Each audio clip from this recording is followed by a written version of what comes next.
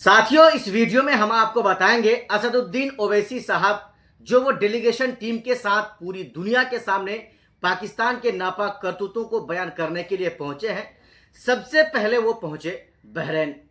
Bahrain में पाकिस्तान के नापाक करतूतों को लोगों के सामने बयां किया, पूरी दुनिया के सामने रखा और पाकिस्तान को जिस तरह से मुंह तोड़ जवाब उन्होंने दिया, ये उसके लिए और पूरी हिंदुस्तान के लिए, पूरे हिंदुस्तान के लिए, हिंदुस्तान वासियों के लिए गर्व की बात है। बहरीन से वो निकल गए, यानी उनकी जो पूरी डेलीगेशन की टीम थी वो टीम चली गई कुवैत। कुवैत में भी असदुद्दीन ओवैसी साहब ने अपनी बातों को रखा, अपना मुल्क हिंदुस्तान की तरफ से अपना पक्ष को रखा और पाकिस्तान के नापाक करतूतों को, उनके नापाक इरादों को पूरी दुनिया के सामने रखा और न जाने किन किन शब्दों का उन्होंने प्रयोग किया। पाकिस्तान के प्रधानमंत्री शहबाज शरीफ और आसिफ मुनीर को तो उन्होंने जोकर जैसे शब्दों से कहा और भी अलग अलग शब्दों का उनके बारे में प्रयोग किया। पूरे 140 करोड़ हिंदुस्तान वासी आजकल असदुद्दीन ओवैसी साहब के ऊपर गर्व महसूस कर रहा है।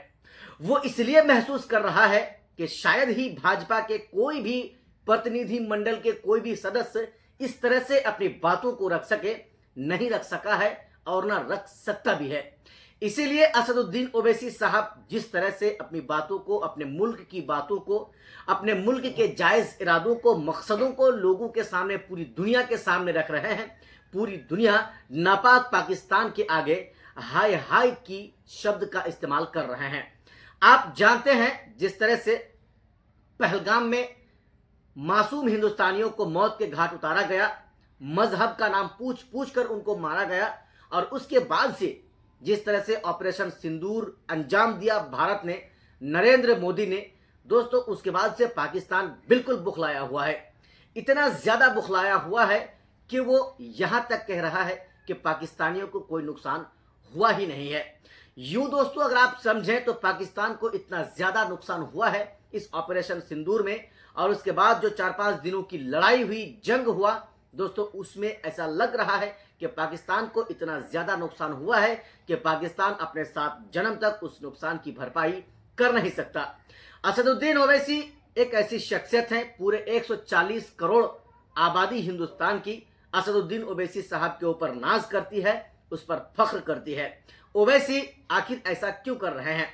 जब मुल्क की बात आई, जब संविधान की बात आई, जब मुल्क की हिफाजत की बात आई तो असदुद्दीन ओवैसी साहब ने पाकिस्तान को लताड़ा, पाकिस्तान मुर्दाबाद का नारा लगाया और भारत हिंदुस्तान जिंदाबाद का नारा लगाया और पाकिस्तान के नापाक करतूतों को पूरी दुनिया के सामने रखा।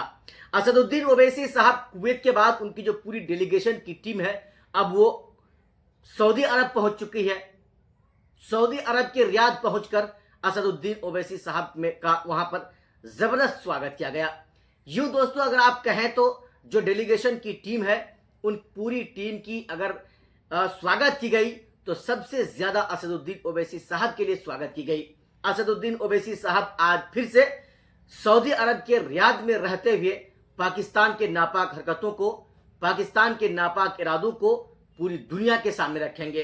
पाकिस्तान के जितने भी मुसलमान हैं वो एक असदुद्दीन ओवैसी से हैरान है, परेशान है, क्योंकि असदुद्दीन ओवैसी एक ऐसा नेता है जो अपने मुल्क के लिए पाकिस्तान को किसी भी हद तक लताड़ने में कामयाब रहे हैं और वो संकोच नहीं कर रहे हैं। अगर आप दोस्तों हिंदुस्तान के रहने वाले हैं, असदुद्दीन ओवैसी साहब से आपकी दिल लगी है तो आप हमारे इस वीडियो को ज्यादा से ज्यादा शेयर करें ताकि ज्यादा से ज्यादा लोगों तक हमारी ये आवाज पहुंचे और उन भारतीयों के कानों तक हमारी ये आवाज पहुंचे जो भारत के मुसलमानों को कभी पाकिस्तानी कहता है, जो भारत के मुसलमानों को कभी बाहरी का लक़ब देता है, जो भारत के मुसलमान और हिंदुओं के दरमियान उनके आपस में लड़ाई झगड़े कराने को लेकर तुले हुए रहते हैं। बाकी दोस्तों आपने हमारा इस पूरा वीडियो को देखा, देखने के लिए आपका बहुत बहुत धन्यवाद। जय हिंद।